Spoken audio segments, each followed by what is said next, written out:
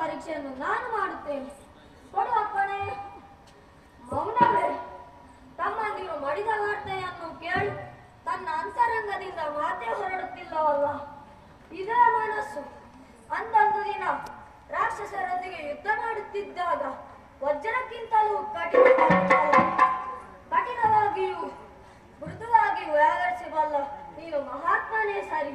ನಿನ್ನ ಮೌನವೇ ನನಗೆ ಆಶೀರ್ವಾದ ಬರುತ್ತೇನೆ. ಮತ್ತೊಂದು ಪತಂಗವೇ? ಅಣ್ಣ ಏನನ್ನೂ ಹೇಳದೆ ಒಳಗೆ ನಡೆದನಲ್ಲ. ಹಾಗಾದರೆ ಒಪ್ಪಿಗೆ ಇದೆ ಅಂತ ಆಯ್ತು. ಆದಷ್ಟು ಬೇಗ ಕಪಿಸೇನೆಯನ್ನು ಇಟ್ಕೊಂಡು ಯುದ್ಧ ರಂಗಕ್ಕೆ ಹೋಗಬೇಕು.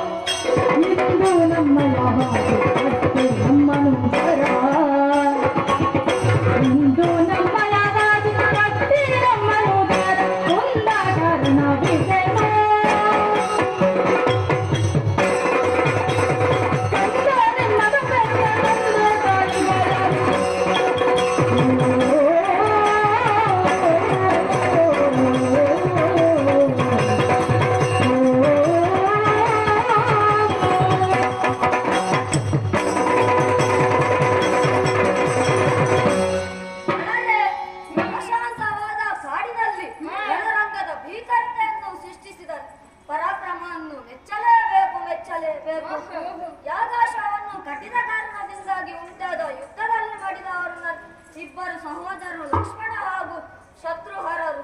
ಅದಕ್ಕಾಗಿ ಬಂದವನು ನಾನು ಭರತ. ನಿಮ್ಮನ್ನು ಹೆತ್ತ ತಂದೆ ತಾಯಿಗಳು ಧನ್ಯರು.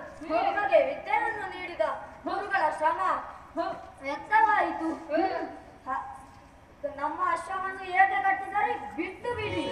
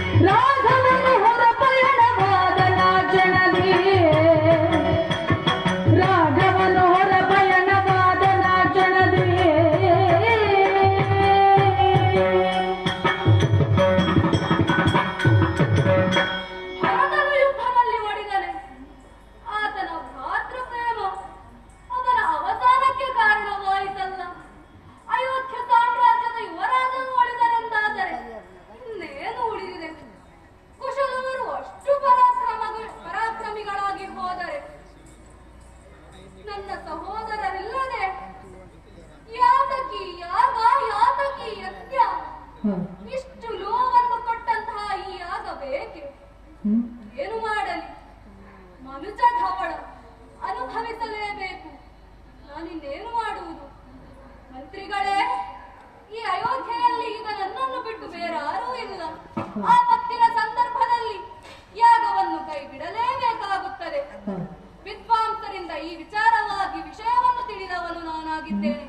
ಅದಕ್ಕೆ ತಕ್ಕಂತೆ ಪಶ್ಚಾತ್ತಾಪ ಕಾರ್ಯಗಳನ್ನು ಪೂರೈಸಿಕೊಂಡು ಯಜ್ಞದಿಂದ ವಿಮುಖನಾಗಿದ್ದೇನೆ. ಶಸ್ತ್ರಾಸ್ತ್ರಗಳನ್ನು ಸಜ್ಜಿತಗೊಳಿಸಿದ್ದೇನೆ. ವಾಲ್ಮೀಕಿ ಆಶ್ರಮದತ್ತ ಕ್ಷಣ ಕಾಲವು ತಡ ಮಾಡದೆ ಅಯೋಧ್ಯೆಯ ಉಳಿದ ಸೇನೆಯನ್ನು ಕೂಡಿಕೊಂಡು ನಡೆಯುತ್ತೇನೆ.